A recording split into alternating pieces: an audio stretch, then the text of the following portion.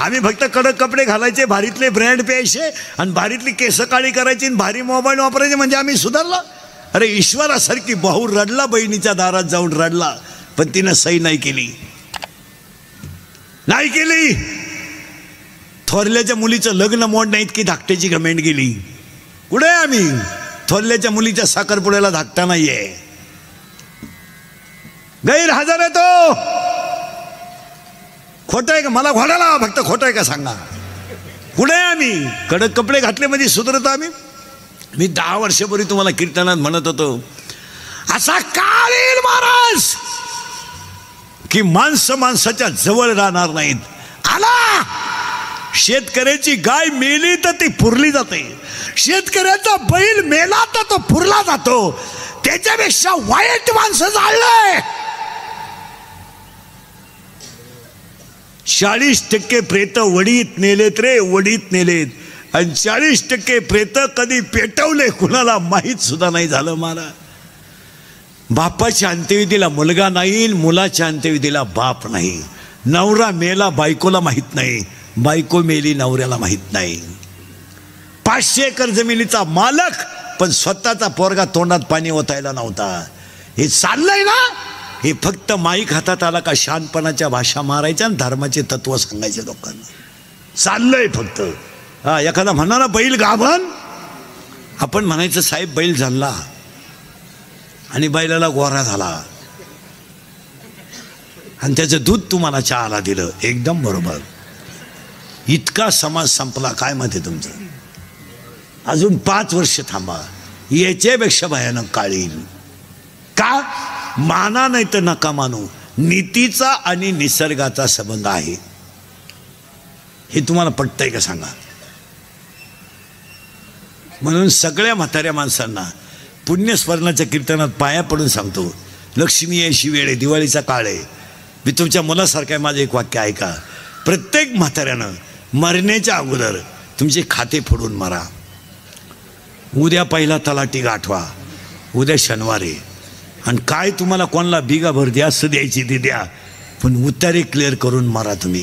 तुम्ही जाता मरून. मागच्यांच्या इतका कुदाकुद्या आहेत. 52 नाव आहे उतार्यांमध्ये सध्या. 52 नाही आहे. आता 52 नावं जर उतार्यात असतील आणि एकानं जर 10,000 हजारच मागितले, कुठे ती झक मारा. तुम्हाला 1,000 एकर ठेवा, पण तुम्ही मागच्यांच्या कुदाकुद्या लावू नका. तुमचं काय मत आहे? तुम्हालाही 20 गुंठेच व्हा, एखाद्याला द्यायची 1 गुंठा कमी द्या, पण म्हातारे माणसं तेवढं काम करा. तुम्ही जाता उलथून. हां, तुम्ही मेलेच आम्हाला दुखणं नाही, तुम्ही मरायलाच पाहिजे, ही तर आमची इच्छाच. हां, मग तुम्ही राहता तरी कवर 92 आणि 93 इथं मागच्याला जागा होऊ द्या ना. तुम्ही मेल्याचं आम्हाला दुःख नाही आहे, पण तुम्ही गेले आमच्या कुदाकुद्या लाविता हे दुःख आहे. तुम्ही तर जाऊ द्या, आम्ही तर तुमचा दावा काच करू.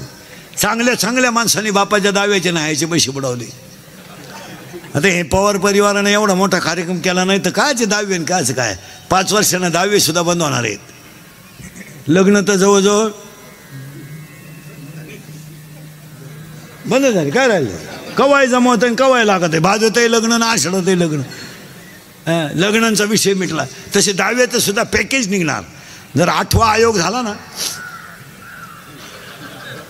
पेमेंट वाढलं, ही माणसं भरमिष्ट होणार. हे लगेच बामणाला बोलावणार, इकडे हे पॅकेज तुला. कावळाही तू चाल, भातही तूच शिजव आणि चप्पी तूच कर. चल, तुला नाही कोणी भेटलं ज्याचं प्रवचन ठुलंय त्याची कर. क्या कोण हे पैसे घेऊन टाक. आमच्या मागं फार व्याप आहे. आणि मग त्याची बायको म्हणणार, त्यांना आहे ना वेळच नाही. नेमकी वडिलांची दिसक्रिया आणि माझ्या बहिणीची डोळे जेवण संग चालू. आणि त्यांच्याकडं आमच्या पप्पांचं सगळं नियोजन. लग्न झाल्यापासून सासरवाडीचं सगळं तेच पाहतात. वाडा भूकंपात गेला ना. आणि नेमकी माझ्या बहिणीची बाळणपणाची तारीखही तीच आहे. आणि तिचं सिजर करताना साक्षीदार हे आहेत. त्यामुळं आम्ही 10वा बामणाला उक्ता देऊन टाकला. दहाव्याचं प्रवचन केल्यावर महाराज लोकांची सुद्धा पैसे मागायची मोठी पंचायत. पसायदान झालं का लोक जात्या निघून. बाबांना टाकला ना खाटाव. बरं पेट्रोल पुरते तर घेतले पाहिजे. बाबा बसला एकटाच, लोक गेले निघून. मग एक जण त्याला म्हणतो, राम राम, तुम्हाला कोणी फोन केलता? तुम्हाला मी काय बळत आलो का काय? आणि तोही जातो निघून. बाबांना टाकला तसा. मग महाराज लोक हुशार राहते, ते ओळखी त्या चप्पी केलं म्हणजे वाड्यातलाय. मग ते चप्पी केलेलं म्हणतो, राम राम, तो म्हणला मी चुलत भाऊ येते. चुलत भाऊ म्हणजे दुश्मन. मग ते ज्याच्या घरी कार्यक्रम राहतो तो चमन करून दगडावर पाणी सोडायला राहतो बसेल. हा त्याच्याकडे जातो, राम राम. तो म्हणतो, काय तुमचं आमच्या वडिलांनो प्रेम, वेळेत वेळ काढून आले तुम्ही. तो म्हणला, प्रेमाला वाघ, पेट्रोल पुरते दे. तो म्हणला, तुला कळत नाही का मी उघडा बसेले? मग ताटलीतले तरी 92 दे भाऊ. ही स्थिती आहे महाराज. काही नाही राहिलं. तुम्हाला धर्मच पाळावा लागेल. आता लग्नांच्या पत्रिका बंद केल्यात आपल्या मंडळीने. केलं तुम्ही, बरं केलं ते. पण ते डिजिटल जे लावता ना रोडला लग्नाची, ते जरा बरेच श्रीमंत लोक आहेत कीर्तनाला, जरा माणसाच्या अवलादीचे लावा बा.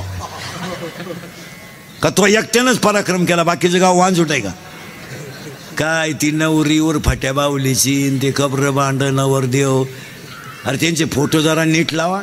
एका कोपऱ्यात झक मारायची, नवरी घालायची, एक नवरदेव, तो भंगार नवरदेव.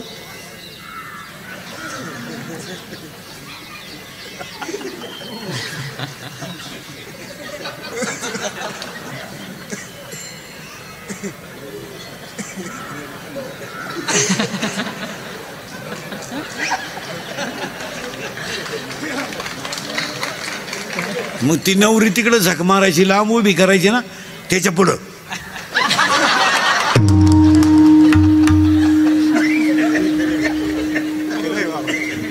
अरे ती का पळून जाते का? ती पहिलीच 3 वेळा पळून गेली, ती आता सोडली तरी जाणार नाही का आवडली तर. आणि ते पोरींचे फोटो तर इतके बिंडोकेत, काही काही घागरा घालती, घागरा घागरा घागरा, आणि एक टोक हातात धरती आणि त्याला